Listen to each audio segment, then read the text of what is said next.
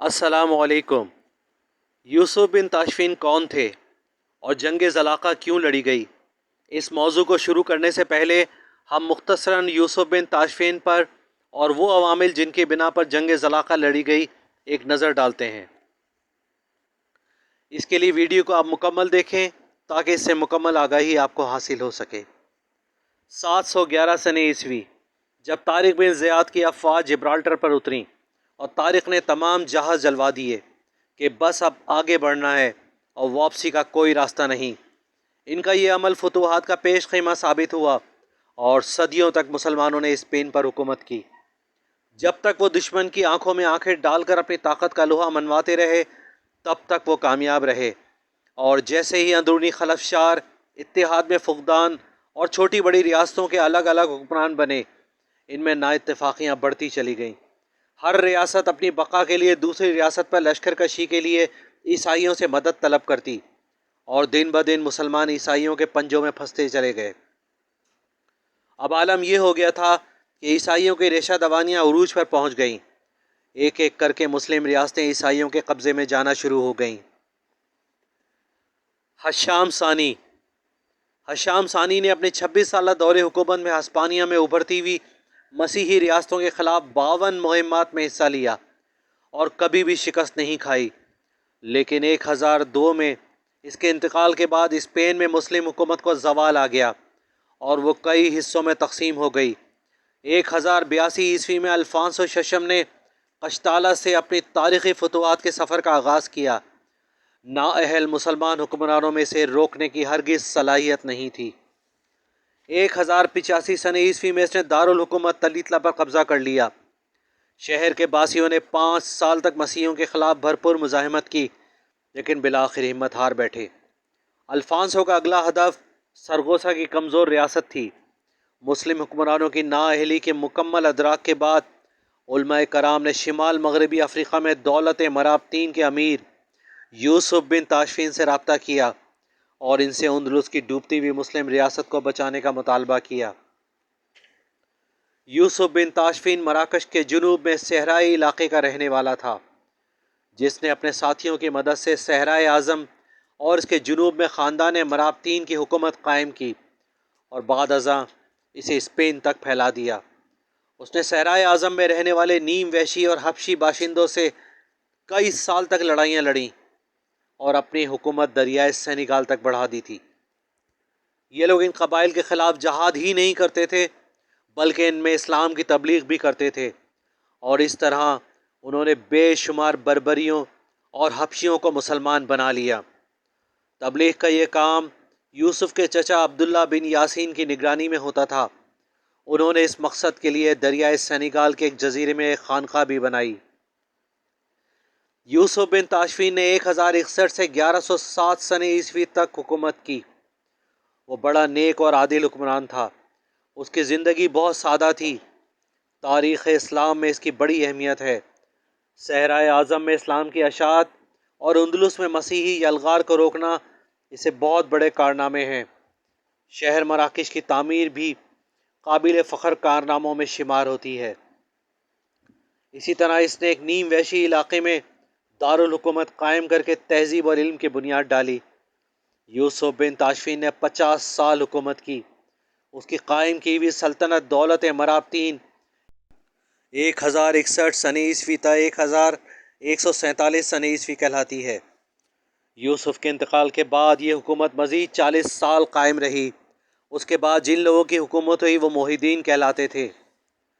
अशबेलिया, गरनाता और बतलीस की तरफ हम चलते हैं, जहाँ के काजियों ने यूसुफ से मुतालबा करते हुए ये शर्त रखी थी कि वो मकामी हुक्मरानों की खुद मुख्तारी बरकरार रखेंगे।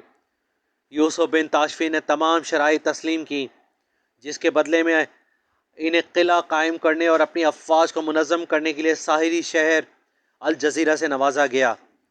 इंतज़ामात मुकम्मल करने के बाद यूसुफ बिन ताशफीन अपनी फ़ौजों के साथ अशबेलिया रवाना हुआ और अल जज़ीरा के किले में 5000 फ़ौजियों को छोड़ा। वो 8 रोज़ अशबेलिया में रहा और अंदलुस के हुक्मरानों की तरफ से फ़राहम करदा फ़ौजी दस्तों की तरतीब व तंजीम करता रहा। वो जब रवाना हुआ तो शिमाल की जानिब रवाना हुआ, جہاں اس کا ٹکراؤ زلاقہ کے میدان میں الفانسو ششم سے ہوا۔ قشتالہ کا بادشاہ الفانسو ششم اپنے شہ سواروں، پیادوں، کرائے کے عرب فوجیوں سمیت میدان زلاقہ میں پہنچا، جبکہ یوسف بن تاشفین مسلم افواج جن میں حبشی، بربر شہ سوار اور پیادہ جنگجو تھے، جبکہ مقامی اسپینی مسلم افواج شہ سواروں اور پیادہ افواج پر مشتمل تھی۔ دونوں سپہ سالاروں نے جنگ سے قبل پیغامات کا تبادلہ کیا۔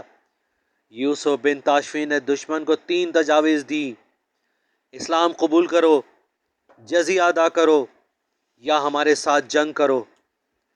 الفانسو نے مرابطین سے جنگ کو ترجیح دی۔ جنگ 23 اکتوبر 1086 سنہ عیسوی بروز جمعہ صبح سورج نکلتے وقت الفانسو کے حملے کے ساتھ ساتھ شروع ہوئی۔ یوسف بن تاشفین نے اپنی فوج کو دستوں میں تقسیم کیا۔ پہلے دستے کی قیادت عباد ثالث المعتمد کر رہا تھا، جبکہ دوسرے دستے کی قیادت خود یوسف بن تاشفین نے کی۔ اس میں کوئی شک نہیں کہ اسپین کی مختلف ریاستوں کے مسلمان حکمران اپنی افواج کے ساتھ بہت بے جگری سے لڑے اور عیسائیوں کے لشکر کو بہت ہزیمت اٹھانا پڑی۔ یہ جنگ وہ اپنی بقا کی جنگ اور آخری جنگ سمجھ کر لڑ رہے تھے، بصورت دیگر انہیں اپنا انجام معلوم تھا۔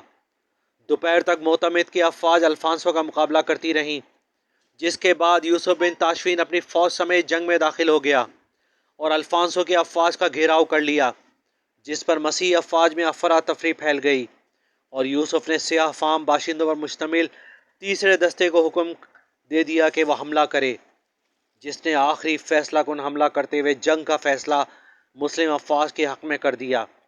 مسلمانوں کی فیصلہ کن فتح کا اندازہ اس بات سے لگایا جا سکتا ہے کہ 60,000 مسیحی لشکر میں سے 59,500 اس جنگ میں کام آئے، جبکہ الفانسو زندہ بچ گیا، تاہم اس کی ایک ٹانگ ضائع ہو گئی۔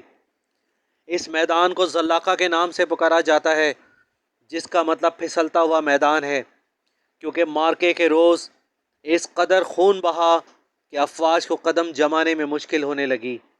اس تاریخی فتح کے نتیجے میں اگلے 300 سال تک اسپین میں مسلم حکومت موجود رہی، بصورت دیگر وہ بہت پہلے ختم ہو جاتی۔ فتح کے بعد یوسف نے اندلس کی چھوٹی چھوٹی مسلم حکومتوں کو ختم کر کے ان کو سلطنت مرابطین میں شامل کر لیا۔ جنگ زلاقہ کا اگر جائزہ لیا جائے تو الفانسو نے اس جنگ میں 60,000 میں سے 59,500 فوجیوں کو گنوایا، جبکہ یوسف بن تاشفین نے 30,000 میں سے 3,000 فوجی گنوائے۔ جنگ زلاقہ 23 اکتوبر 1086 بمطابق رمضان المبارک 476 سنہ ہجری میں دولت مرابطین کے عظیم مجاہد رہنما یوسف بن تاشفین اور اسپین کی مسیحی مملکت قشتالہ کنگڈم آف کیسل کے بادشاہ الفانسو ششم کے درمیان لڑی گئی، جس میں یوسف بن تاشفین نے تاریخی فتح حاصل کی۔ اس جنگ کو صلیبی جنگوں کے آغاز کی اہم ترین وجہ بھی سمجھا جاتا ہے، کیونکہ اس میں شکست کے بعد ہی مسیحیوں نے مسلمانوں کے خلاف وسیع پیمانے پر جارحیت کے سلسلے کا آغاز کیا۔ اگر میری آج کی ویڈیو آپ کو پسند آئی ہو تو چینل کو سبسکرائب کر لیجئے، بیل آئیکن کو کلک کر دیجئے تاکہ آنے والی ویڈیوز آپ تک پہنچ سکیں۔ ویڈیو کو لائک کرنا اور دوستوں کے ساتھ شیئر کرنا نہ بھولیں۔ جزاک اللہ۔ اللہ حافظ۔ ملتے ہیں اگلی ویڈیو میں۔